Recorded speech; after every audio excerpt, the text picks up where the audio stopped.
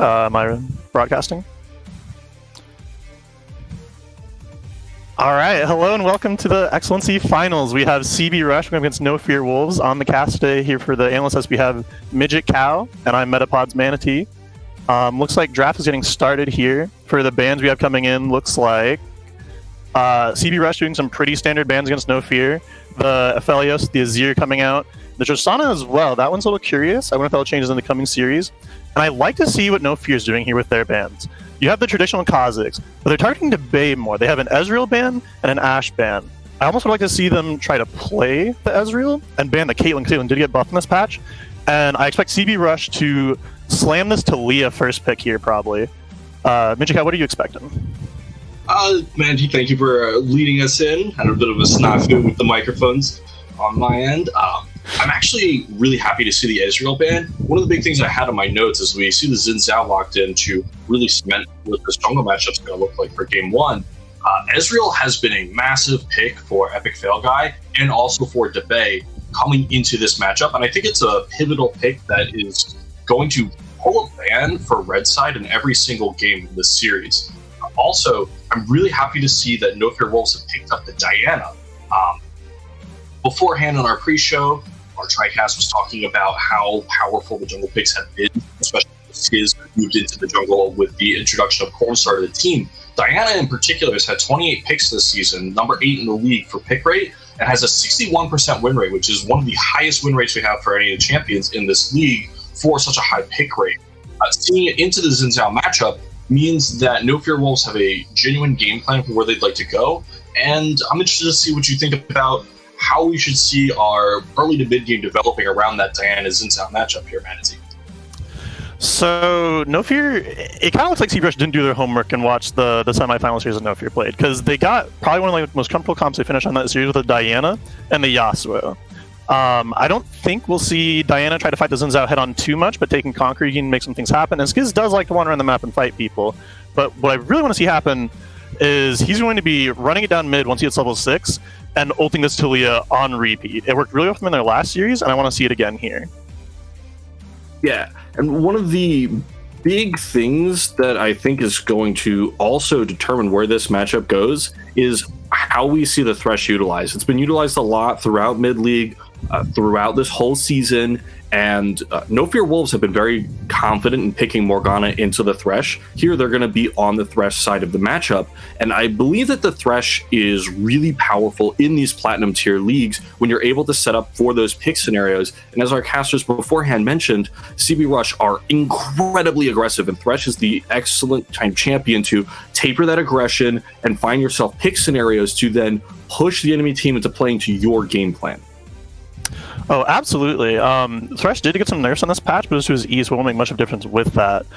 We have seen them play this Kalista they're hovering right now with the Thresh before, and if it looks like CBR should probably try and go towards that Ashe, but it has been banned, much more going to pair with that Braum. I don't think there'll be too much action in the bot lane, but they're going to have a ton of use out of these Lanterns coming into mid-game and trying to pull off these Wombo combos with their Diana and their Yasuo. It'll be interesting to see what his skill order is, though, because I've heard some talk about possibly maxing E on Thresh, but last time I saw it in lane, they weren't too aggressive with it, even with the Kalista paired with it. So I'm not quite sure how that'll play out. Yeah, and Metapods, you're coming from the support role, having played in this league, so this is pretty intrinsic for you in this matchup. And you've played against Jushbox before.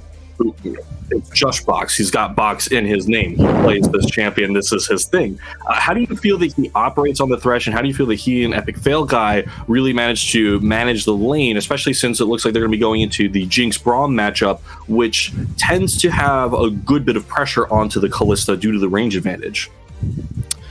Last time I saw him play it, they were into a Nautilus and I believe a Kaisa, which usually doesn't generate too much threat, but they were usually getting pushed in. With the way CB Rush likes to play their bot lane, they have constant pressure. We might see this Jinx trying to neutralize the push with spamming rockets on the casters here. And then we do see the Alawi coming in for Rutledge in the top lane, so that's going to be pretty exciting. Oh, yeah. I wonder if Skiz is going to fall for it, try to go for the 2v1, eat the Alawi ult, and try to see that turn on them. Well, I'm really excited to see what Cornstar is going to take into this Alawi, because Cornstar has been popping off lately. Last week playing Yone into the Mordekaiser matchup, that is just absolutely disrespectful to the Mordekaiser player, and he just crushed it. So whatever he's going to play into this, I really trust him on it. Going with the Ornn, so he'll have the Bellows Breath in order to get out of some sticky situations and also provide a lot of team fighting pressure alongside the Yasuo. That said, picking the Ornn into the Braum, wanted to touch on this really quickly, but Braum is another one of those champions that is actually tied with Diana for pick rate in our league at 28 picks over the course of the league and has a 75% win rate. This champion has been dominating in the league just because of how oppressive he is to play against. When you pick Ornn directly into him and you know that the Unbreakable Wall is piloted by one of the best supports in the entire league and you are trying to make an initiation happen into him, this is a tall order. Give me some insight, Manatee. Where are we going? How does this actually pan out and turn into a potential win for No Fear Wolves? What win conditions do we have? So we actually had this exact comp come out of No Fear before, and they did very well on it. I do owe Cornstar somewhat of an apology, because I yelled at him and I said, just press R, please, because there's multiple fights where he wasn't getting the R off on the Diana. He had to wait for the Ornn ult to come in as well. I went back and watched it. I was wrong. He was CC'd because he was standing on Epic Fail Guy getting Nautilus ulted.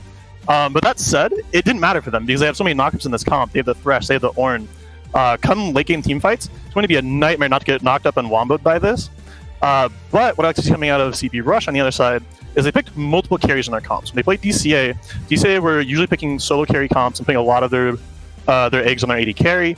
But we have the Alawi coming out here, and if you try to jam this kind of wombo into an Alawi who gets set up, gets her ult on like 4v plus a soul, you can't go anywhere near that. If you just jump in there and try to wombo top that Alawi, your whole team is going to wipe. It is the most disgusting counter engage I've ever seen.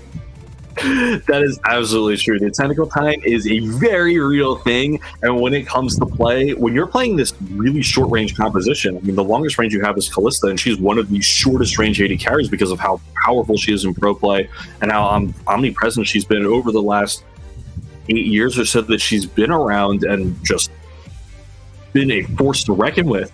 That said, I do really want to touch on the fact that we see Frostyfied on the Talia.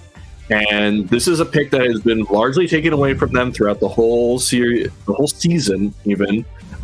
Manatee, you brought it up yourself. The casters brought it up before. Talia's been pretty much a perma ban against this team, and we are seeing it here for one of the first times, I think, in weeks.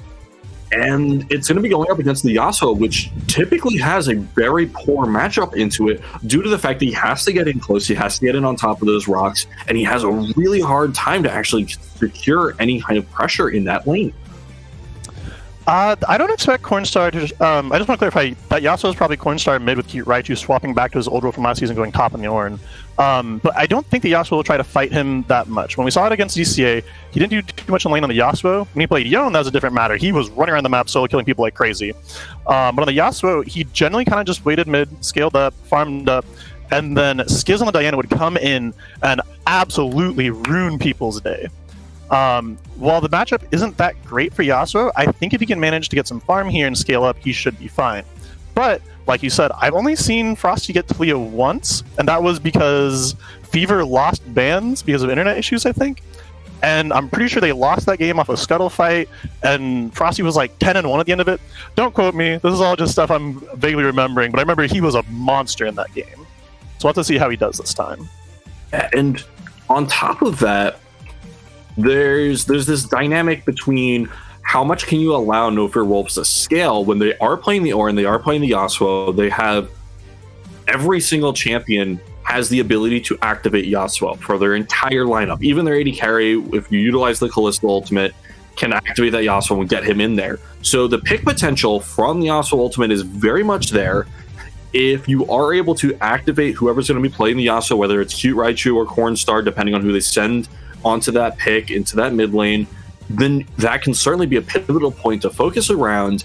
And with the exception of Alawi and Braum, everyone on this CB Rush roster is very swishy and can die within that Yasuo ultimate. I do agree with you. I think that it is incredibly important to focus on how he's going to perform and make sure that that Yasuo is contained. And it can't just be he's allowed to farm and scale up. He's not allowed to just have whatever farm he wants and then play the game. if he is given that space to just, let's say hit that 80 farm at 10-minute mark, that 140 farm at 16-minute mark, which is what you're really hoping to see out of your platinum tier players and your upper tier platinum players, that champion is going to come online with that immortal shield bow, and he's going to start ripping you to shreds. Yeah, you make a really good point, and what I want to see is this Xin Zhao paired with the Talia. I want this Yasuo to be 0-2 before he even gets a chance to Diana Yasuo ult. With the Xin Zhao, all he has to do is flash, jump on you with his E, he gets his knockup, and it lines up for the Talia combo. You can't miss it at that point. So either this Yasuo is going to be constantly dead, or he's going to be farming under his tower without his flash. And I'm pretty sure CB Rush is going to have a good time doing that, because Acid is an amazing jungler, and he puts so much pressure onto the opposing jungler. Yeah, and especially when we take that duo and we look at the strength of Xin Zhao Talia compared to Diana Yasuo, we do have 2 early skirmishers versus 2 really early fighters. And the Diana Yasuo, while they can be early fighters, they need that farm to make that early fight happen in their favor. Whereas the Talia Xin Zhao, when they go for those early skirmishes, they have that power just from raw levels. So the big question is going to be which support gets activated to come to this matchup first, because Thresh is typically going to be the first one to be able to roam over Braum, but if Braum gets there, he's likely to have a larger impact than Thresh will. The Thresh really should be unlocked here, but I just don't know how much they're going to try to pressure this lane, since they're probably trying to play around the Yasuo. Last time I saw them play Thresh Callista, they were losing push of their lane to a Kai'Sa Nautilus. Even though they have a double range matchup here, I think that the Jinx might be able to do the same thing that the Kai'Sa did them last time, where he just spams rockets and gets the push in the lane. Because the Bay, Nelson Ender, they love to push. I'm amazed we didn't see the Caitlyn or the Ezreal. Granted, they were banned, but I'm surprised they went with the Braum first before the Caitlyn in their first rotation, because it was open there, and then they defaulted down to the Jinx. I don't think we've seen this Jinx coming out of the Bay yet, but I think it'll fit into the style he wants to. Yeah, with the 680 carry bands, they've really done a great job of pincering that bottom lane to force these off-meta matchups and find an advantage for themselves, for that being CB Rush, by having that range advantage for the Jinx so they can have that push advantage. Now, Manatee, we're going to send it on over to a quick break before our casters take it over for the game itself. We're going to rock slide on out of here and catch you in just a few minutes. Stay tuned for Game 1 of CB Rush versus No Fear Wolves here in our Mid-League Finals. Hello, Summoners. Welcome onto the Rift for game number 1 of our Best of 5 series for the championship here in Mid-League. It all comes down to this tonight as CB Rush take on the No Fear Wolves. My name's Mac Dewey, and in the casting booth with me tonight, I don't got just one caster. I've got 2, as we're doing it tri-cast style, baby. Let's get into it. Oh boy, Mac Dewey, we're going to be getting into this one early as well. Already, we're seeing a little bit of a 5-stack coming in here by the side of No Fear Wolves. I actually really like to see this because we were discussing the composition from CB Rush and how they have a really strong level 1 here with the Braum and Xin Zhao. So a potential invade counter coming in here. Very smart. But I want to get back to that point we were talking about earlier. Really strong early game here for the side of CB Rush. Xin Zhao and Braum are going to be looking to make some action happen around the map. In particular, I'm keeping an eye on Acid and where he's planning to apply his pressure in the early game, because we know that the big star here for the side of No Fear Wolves is this Yasuo, but the analyst desk before did a fantastic job of pointing out the fact that you can shut down this lane early by applying pressure with Acid on the top side of the map. This early game jungler is going to be able to go up there and stop this Yasuo from really popping off in the early stages, and that's what I need to be seeing from CB Rush in the first 3 stages of this game. And that pressure is definitely going to be there because we have Frosty's Talia. Monka W, it's here. It's been whipped out. It's not banned. And we're going to see him pilot it. And he's been absolutely dominant. 100% win rate. He's just been able to pop off again and again and again. And it's not due to his laning prowess. It's just due to just the ability he has in terms of pushing in lane and just affecting side lane so impactfully in the early game. I'm excited to see what he does But for the side of CB Rush, it is kind of a different style. They are running now debate on this Jinx pick. 80 carry pool was heavily attacked in Champ Select, that we are not going to be seeing the Ashe Braum as we saw in series before, but now seeing a little bit more of a carry style for the side of debate. Epic Fail Guy whipping out the Callista as well. First time in finals. It's something that he's been practicing for a long time, but it's kind of a style that we haven't seen. We've seen him on these late game hyper scaling ADs, and Callista is really more about that early game and mid game skirmishing. So I'm excited to see what kind of flavor he brings to this bot lane. I do want to really quickly point out before we move on from the point that it's actually been a lane swap here from Cute Raichu and Cornstar. The Ornn has gone up into the top lane. Something we were discussing off screen here is the Yasuo into Alawi matchup, which is very heavily Yasuo favored, but it throws the Ornn under the bus really heavily when it comes to the early stages. Frosty would be able to abuse Cute Raichu in that mid lane. So instead of going for a very heavy winning lane and a very heavy losing lane, they're trying to even things out, putting the Ornn versus the Alawi, put in the Yasuo versus the Taliyah. For me personally, I'm not a huge fan of this move because it's going to open up an avenue for Cornstar to get shut down even harder in the mid lane if you decide to put that Jin Xiao towards the middle side of the map, because it's a short lane. Frosty's going to be able to pull the Yasuo, who's in melee range, backwards, and it's just going to be so difficult for Cornstar to stay alive in the early stages. There's Acid and Frosty burning their flash and picking up first blood in game number 1 of the finals. CB Rush starting off hot. And what a great play from the side of CB Rush. They just utilize the fact that, again, Skiz tries to go for a play down bot, nothing ends up happening, but he doesn't have priority in the mid side, he doesn't have priority in the bot side, and it's really greedy of him to kind of walk up into that river, gets punished by Frosty, and they immediately flash. They use their summoners because they know when you can get a lead onto Acid, when you can get a lead onto Frosty, big things come out, big dividends. Gains go up, and they pick up the first blood. They pick up this gold lead, and the biggest advantage is that, again, the more gold you feed into Frosty, once he picks up that Lost Chapter, he's going to be able to spam out his abilities, and now it's going to kind of lead that pressure to affect all sides of the map.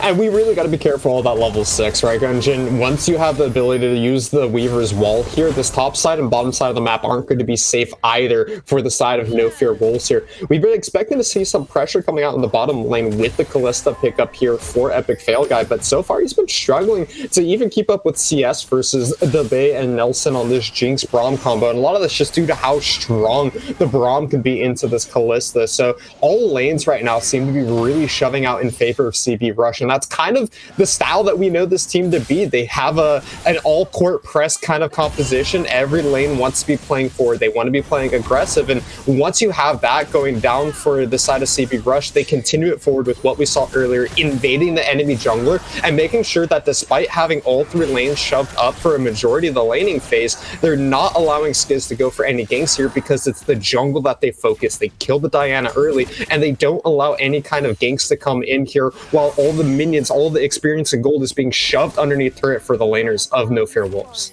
And while we are talking about bot lane matchups, something I would just want to kind of call out, Epic Fail Guy is actually going for the Emax on Callista. It's not something that's kind of too uncommon, but we have been seeing techs recently where it's more about that Qmax. Qmax on Callista gives a lot of base damages. It allows her to kind of push waves really easily, and that could be one of the reasons that she is getting shoved up so far into her tower. And it's one of those situations where you talked about, it is a full court press happening because every single lane for the side of CB Rush has priority, and so you can see Acid's able to basically get whatever invades he wants, get whatever vision control he wants, and so it's one of those situations where it's hard to say win lane, win game, but that's kind of what's happening right now because every single lane is being pushed into the tower, and No Fear Wolves just can't have any kind of room to either breathe or make any sort of early game plays. I do want to point out, we just saw Acid and Frosty go back to base, so that Lost Chapter that we were talking about earlier, Gunjin, just got picked up alongside the Iron Spike Whip. With level 6 also available on Frosty, I'm expecting some kind of cross-map to be coming out here, so we do see a lot of pings on the bottom side of the map. This is going to be the item power spike we need to see from CB Rush in order to go for this first dragon of the game, but top side of the map, though, Oh. Rutledge is going to be able to flash away just barely. Ultimates burned across the board. Flash advantage for Cute Raichu, who did teleport back to lane. And we see CB Rush. They notice Skiz on the top side of the map, and that is going to give Acid the green light for this first dragon of the game.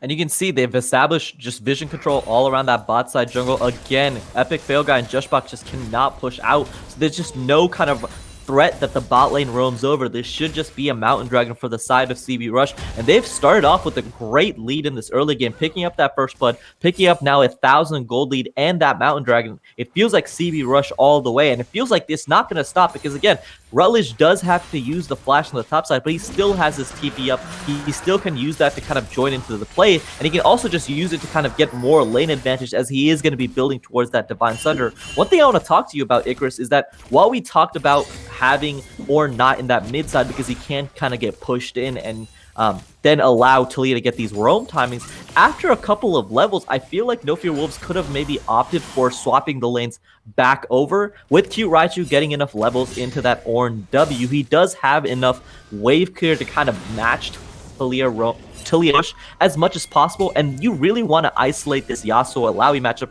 because if Yasuo can kind of outplay just a little bit, he does have a really big lead into this Alawi.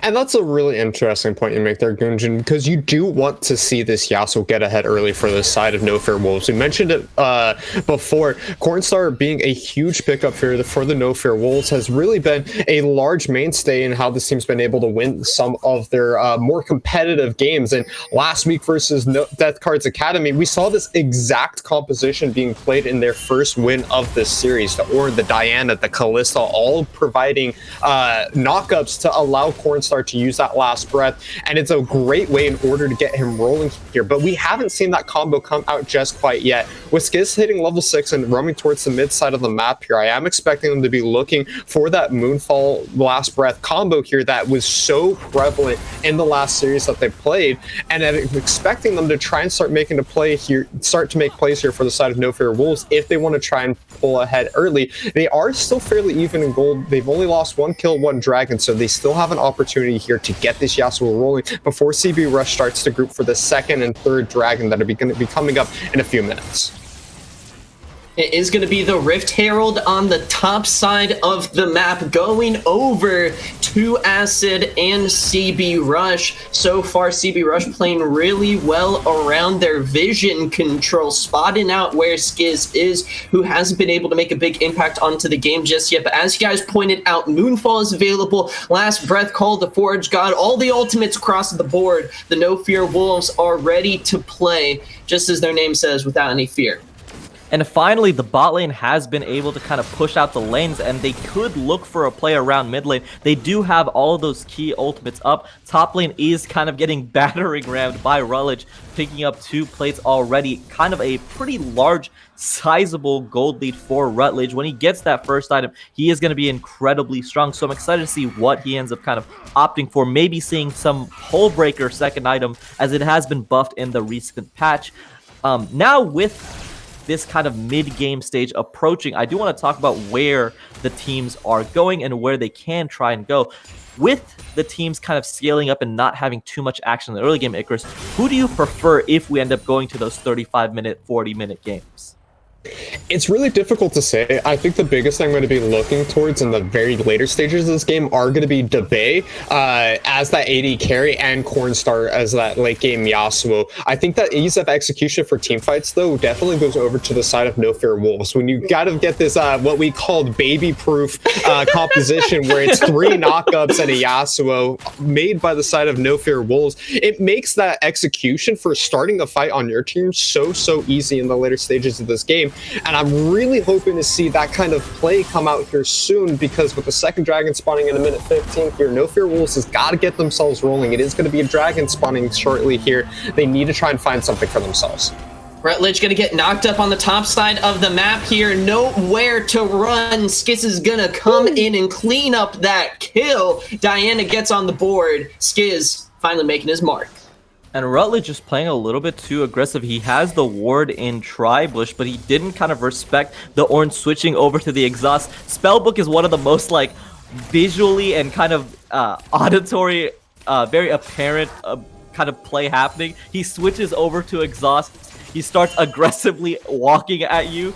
Guys, maybe there's a gank coming up, but Rutledge does end up falling into the top side. He does now pick up his Divine Sunder as the lanes have kind of gotten pretty even.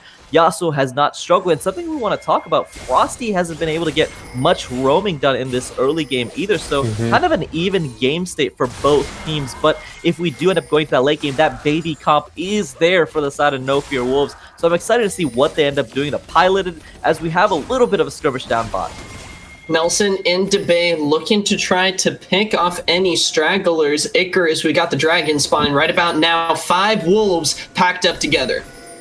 And look at all the cooldowns that are available for both teams here. The only ultimate not up at the current moment is going to be that Call of the Forge God for the Orange. So we can see the Wombo combo if they find a good ultimate on the side of Skiz here. The Dragon picked up very early. No team fight just quite yet, but they're looking. Skiz with the engage going in for the fight. What a Wombo combo coming out of the No Fear Wolves to lock down Nelson. But look at the other side of the map. Rutledge is knocking down turret plates.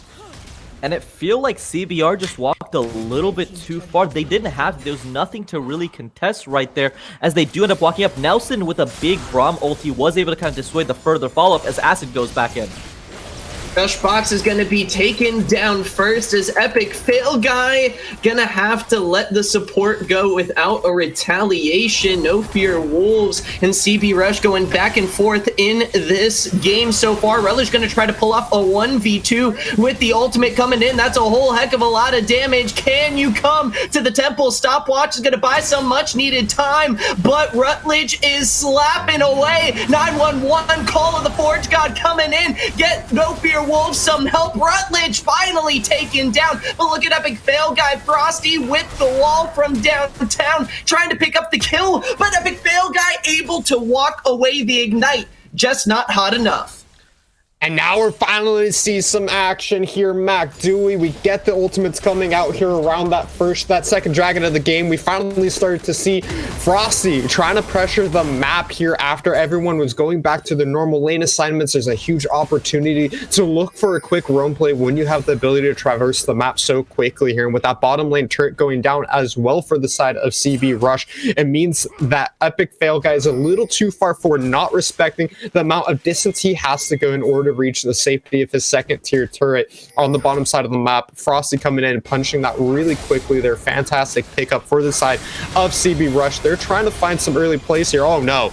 Skiz caught out. He's low, gonna try to heal up off of the plants Q. Raichu with a huge knock-up coming in. No Fear Wolves pick up the first kill. Defias Roski is taken down. Cornstar, Skiz, they get taken down. DeBay is here to answer. CB Rush are the ones grouped up the most on the top side of their map. Rutledge picking up a double kill as CB Rush hit the 15-minute mark with a 3,000 gold lead. And what a team fight for the side of CB Rush. It looked incredibly close, and we're going to have a replay to kind of break down what ended up happening. But cute Raichu got in there. That Diana was in there as well, and she was just kind of trying to scrap together. You can see she's doing an invade onto that blue buff. She immediately tries to go in onto the Talia, and they just have all the damage kind of burst her out. But the response from the side of CB Rush is massive, as every single member is there to respond to the play. DeBay even comes through. They end up killing the entire top side for the side of No Fear Wolves, and CB Rush come up with a big lead with a 3-1 kill advantage with the Rift Herald as well, as you can see in the live feed. And now CB Rush, who have already broken that top side tower, already broken the bot side tower, have Rift Herald to kind of run it down mid and take full control of the map of No Fear Wolves. And it's been a very chaotic early game happening here so far. It was slow at first, but now that we're having these first few dragons under the belt, these team fights are starting to warm up. It felt like both of these teams really trying to play it slow to start the game and get a better feel for how this game is going to be playing. But CB Rush, in classic CB Rush fashion, they have started to find their opportunities to collapse for these mid-game team fights. And it feels like every game goes the same in the regards that when as soon as you try to make a play against the team of Rush here, they all collapse on whatever play player is being picked upon. They're just so willing to group up early and punish their opponents for overextending in these early game plays. And we're seeing that happen here in the early stages, as we saw in that last fight on the top side of the map that you were just talking about, Gunjan. Yeah, and it gets really interesting as we kind of get to these different map states. We have Debate now picking up the Kraken Slayer as well. Should be opting for that PD Kraken Slayer kind of damage hybrid combo. The big player I really want to watch as these fights kind of continue starting. 41 seconds until the Ocean Dragon, and Frosty has the Thalia wall to really isolate these fights out. While the kills and the gold seems kind of close, the turrets being kind of knocked down for the side of CB Rush means that all jungle control is given for CBR. Huge With the Dragon coming up in here. about 20 seconds here, it's going to be real interesting to see how these two teams coming together. I want to keep an eye on the ultimates that are available. Everything up for the side of No Fear Wolves, but a lot of flashes are down across the board here. Rift Herald's been dropped. They're looking to start. Debate is in the back line, healthy, firing away. He's going to pick up the first kill of the fight as Frosty, the artillery from behind the river, is coming in strong. Cornstar, 1 rock, 2 rock. He's going to try to run away. Flash forward. Debate, he's caught out and exploded, but it's CB Rush who are destroying the fight. Epic Fail guy still alive. The hero for the No Fear Wolves. Is he going to be able to stay alive in this one? Looking for a huge red acid. Able to walk away. Epic Fail guy now going to be taking a whole bunch of rocks straight to the face. Frosty on his signature champion picks up an absolutely massive double kill as CB Rush lock in the ace. What a close team fight from the side of CB Rush. Acid dropped to 1 health maybe 17 times, but he just couldn't get finished off with no healing reduction. Finally, now a Bramble Best being picked up for the side of Cute Raichu. They just wasn't enough to cut it down. Acid did get initiated on first, but just again, no damage to really finish off these targets. CB Rush pick up the team fight advantage. Frosty is going to get initiated on, but he does have the backup from the side of Acid. Shouldn't be anything going down. And now CB Rush pick up a 7,000 gold lead plus the Ocean Dragon, and they take a sizable foothold in game number 1. And I just love the focus that is coming out here from the side of CB Rush. They're able to pick up Cornstar at the very start of that fight, which is the big reason that things did not go in favor of No Fear Wolves there. We got to see some of those great knockups from Skiz and Cute Raichu that we've been needing to see all game so far. But when your Yasuo is dead, the carry, the person that's going to be following up with the last breath there, it doesn't really matter all too much because Cornstar doesn't have the ability to continue in on that fight. And it seems that every time a fight's happening, CB Rush is already set up and prepared as a 5-man unit. They have Frosty on the side. They have Debate in the backside. Acid's going forward, which is kind of playing the middle ground. And the rest of, whereas the side of No Fear Wolves, they're kind of scrambling to get themselves set up in the proper position. Epic Fail guy was really far forward. Cornstar as well. So they were taking the brunt of the initial fight. And because of that, they couldn't join the fight later on. And they fell behind in damage. They got picked off one at a time. And despite it being a full 5-on-5, it felt like it was the side of CB Rush fighting only 1 or 2 members at a time, whereas No Fear Wolves were scrambling to make plays happen. Scrambling, trying to find ways now to try to come back in this one. It has been map domination so far as CB Rush at the 20-minute mark. Icarus have a 7,000 gold lead up for turrets. The fights, though, have been so close. No Fear Wolves, I feel like, just need to find that magic wombo combo to turn this game around. It is going to take a miracle wombo combo from the side of No Fear Wolves, MacDewey, in order to make this team fight happen. But we mentioned before the team fight execution that could potentially come in from the side of No Fear Wolves here is so important because it does mean they always have the outplay mechanic available for themselves. Cornstar has completed his first item. Once the IE is available, hold on a second though, they're committing. Debate with the snipe from downtown. Icarus Rutledge is keeping them busy in the bot lane. CB Rush thinking about turning their attention towards Baron after taking down Josh Fox. I was not expecting the full commit to be coming in from No Fear Wolves there, but it was CB Rush that forces that one with the Bay coming in from the backside of the fight. Baron will be started up here, but it looks like No Fear Wolves, they don't want to let this one start up, MacDewey. Teleports coming in from the top laners. We've got ourselves a fight, but it is Cornstar and Skiz deleted before this one even really kicks off. Epic Fail Guy is going to be next. Is Cute Raichu standing alone in the river. CB Rush, they've come to finals, they've come to play for the trophy, and they get the ace around Baron as Jushbox now coming back after getting taken down earlier, gets his soul snatched, gets the game snatched. This is CB Rush playing their style and popping off in game one. And CB Rush, what a team fight. It felt like they had control in the bot side. They had the control in the river, and it felt like No Fear Wolves just kind of had to opt into this massive chokehold, try to get something done. They just don't have enough damage at the moment. They're so far behind in terms of gold, they're so far behind in terms of tempo that they try to go for a desperation contest around the Baron, but they lose all of their members. They lose the Baron as well. Epic Fail Guys try to make the heroic play, MacDewey, but it's just not happening. And CB Rush have such a massive gold lead. As you can see, the items are coming through, and now with this Baron buff, they're going to just try to kind of run it down one of these lanes and really make something happen.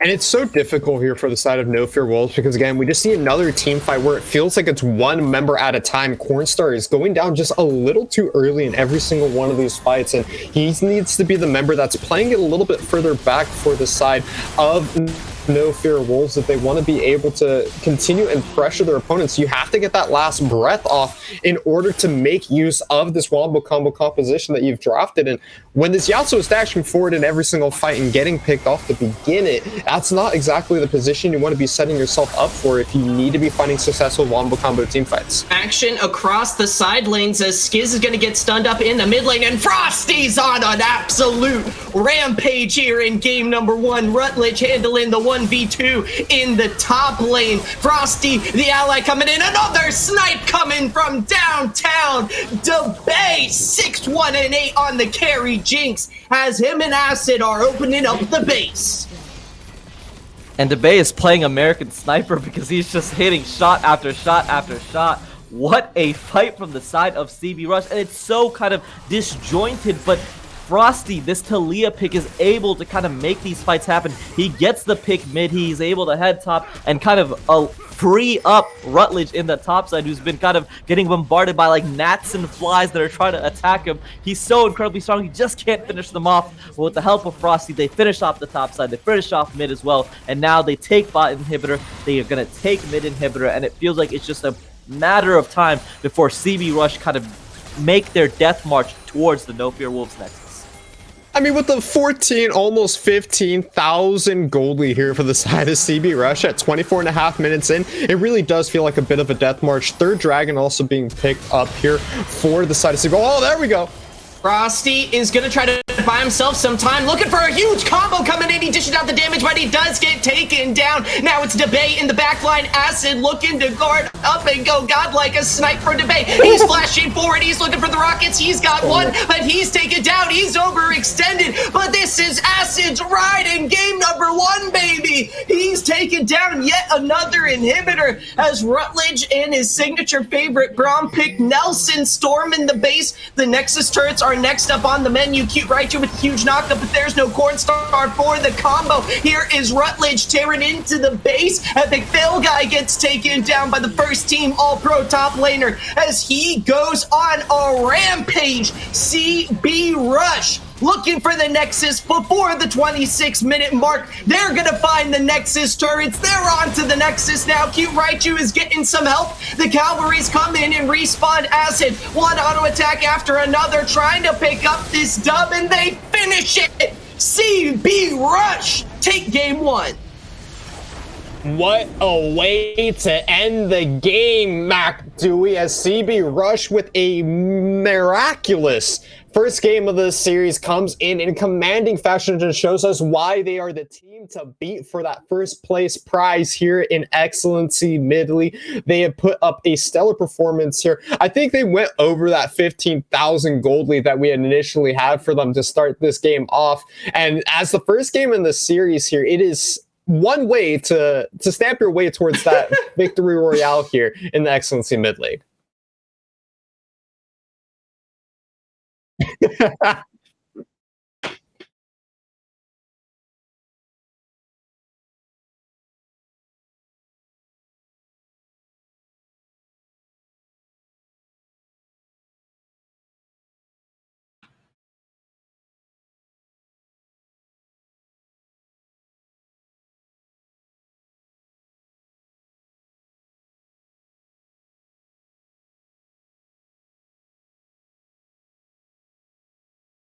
Wolves on Acid's wild ride, and that is not a ride you want to be on if you're on the enemy team.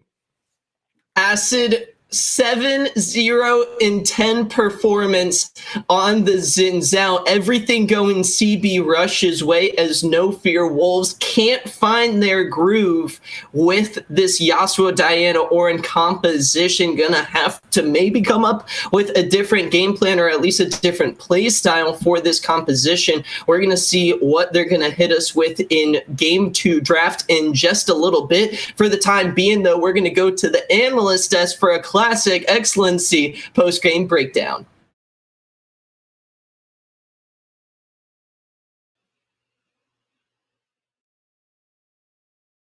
Thank you, Mac Dewey. Oh my goodness. All right. So you guys gave us predictions of 3-1, 3-1, and 3-0 in the favor of CB Rush. Metapods, I've been absolutely floored by how well CB Rush played in this game 1 for our grand finals of mid-league here at Excellency. What's your takeaway coming out of this first game? And how do you think that we're going to be able to find a way for No Fear Wolves to get themselves on the board?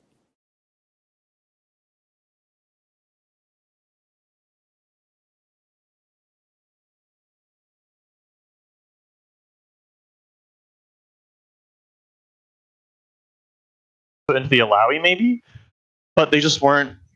The mid lane, like Frosty was like a river king this game, getting those invades with him, and I don't even know if swapping the Yasuo over to the top lane was a better match for the Alawi would have made a difference because they weren't forcing things with the Diana Yasuo combo.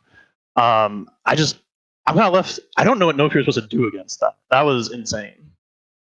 Absolutely. And with the power that Xin Zhao packs in that jungle matchup and the power that Taliyah packs in those early levels, they were able to get that blue buff invade that you mentioned, Metapod, that did set up Acid for success, put Skiz really far behind on the 8-ball. Then Skiz's first gank up towards that top side on the Ornn was unsuccessful, and he had to go for the repeat gank before he could really start trying to snowball, which led to them playing from this back seat in terms of levels and experience for pretty much the entirety of the game, up until the point where the lead became nearly insurmountable, and then, of course, you're playing from behind from there. When your team goes through these kinds of situations, Metapods, you played for Shadowblade this season. How were you able to find the mental fortitude to come back into this? And what were the specific pieces that you would target when you go into your next draft? Obviously, we didn't make it to playoffs, so we didn't do that great of a job of it. But it was really important just to stay calm. And we also had a couple guys behind the scenes like helping us out watching games. And they were always there to be like, hey, this is what's happening to you. Because when you're in the game in that moment, it doesn't really seem apparent to you. But hopefully they have. I know they have their coach. He's been in the Twitch chat, pogging out. Hopefully he has some information for them how to fix that stuff. Like one of the biggest things I saw was this Alawi pick had constant pressure on the side lanes, making it so hard for them to do anything. There is the Baron fight that kind of blew this all open. And Ornn doesn't TP in right away. Skiz has to face check it, gets Braum stunned, gets taken out immediately. The Yasuo combo doesn't come through. The Ornn TP arrives, but his jungler is already dead. There's no Wombo to be comboed at this point. I think it's little things like that they might be able to clean up and play a cleaner game against CB Rush's full court press, try to catch some of those failings, and possibly try to clean up some of these just huge pressure matchups that CB Rush is drafting here. Like without Alawi, it was the amount. There's a time when the Alawi tries to gets ganked and almost kills them 1v2. It was crazy. Yeah, up in top lane. And one of the big things about this full court press that you mentioned and why it becomes so marquee for the CB Rush roster as they've gone through different iterations between different seasons is that they're able to just crush over onto their opposition, almost like old era season 3, season 2, season 4 TSM, where it was win lane, win game for them, up until they got to the international stage. We don't talk about that here on NA soil. But anyway, one of the big things that I did notice about that full court press is that it put the pressure onto No Fear Wolves, and No Fear Wolves didn't handle that pressure well. Icarus mentioned during the cast that Yasuo was dying first constantly in these fights, and then he was unable to actually get to the point where the last breath would connect with either the Moonfall or the Ornhorn, and that was really, really important to have happen. And with it not happening, the damage wasn't there for the Wolves to actually find their way into these fights. What I'd like to see going into the second game, and particularly into the second game draft, is a reinvention of the team. If you're going to focus on Cornstar as your main carry because he was so effective in the back half of the season after you subbed him in, then I think you need to actually give him these strong matchups. You pick the Yasuo as your R3 pick into the blue side pick of Taliyah, and you expected him to either win or go even in that lane, and he was not able to bring that. So you need to go back to the drawing board, and when you use your R3 for Yasuo counterpick and your R5 for Ornn counterpick into the Alawi, which neither of these two picks succeeded in doing what they were supposed to do, you need to make sure that this time when you're on blue side, you're setting up yourself for success in those two solo lane matchups and not opening yourself up to being just generally countered. Yeah, honestly, I hope they don't just boom and scrap it, because these are the comps that I've loved to watch from No Fear Wolves. This is what they're good at. There's a few adaptations I want to see them make. Move the Yasuo into the Alawi matchup. Don't let that Alawi get crazy ahead. Have your Yasuo be in a similar power level, and stop fighting on CB Rush's turns. You can't just let them bring the fight to you the whole time. Like when they're walking your objective without vision and just getting picked, and like I said, Skiz is just dead before the fight starts. If you don't have vision, if your Thresh just died, go fight the Alawi instead. Don't try to force this fight that you're never going to win. Just go somewhere else. Find other plays. You have this strong combo. You didn't pull it off. I want to see them being more aggressive with it and pulling the trigger first this time. Yeah, and as we get into draft in just a few seconds here, the big things that I want to see coming out of the blue side bans, we're going to see the Kha'Zix ban again, likely. We're probably going to see Taliyah move on to those bans just because she's been so present for CB Rush, and she did put up an impressive performance this game. Even if it wasn't the story of Taliyah, and it was more so the story of Xin Zhao and Alawi, she still was incredibly potent in that mid lane, and I expect, based on previous history, that they will be banning that out. That third ban, that decisive third ban, I think that you need to move away from these ADC bans and stop trying to take the Bay off. First, pick yourselves at Ezreal, and with that third ban, get the Xin Zhao out of the board if you do not have a matchup that you can take into it comfortably, because last time you had R1 Xin Zhao and you went with the R1 Diana into it, but it did not work out. You were absolutely obliterated. You need to play something stronger, and if your answer is Volibear, then you need something different, because Volibear has not been successful for you as a team as No Fear Wolves in the past.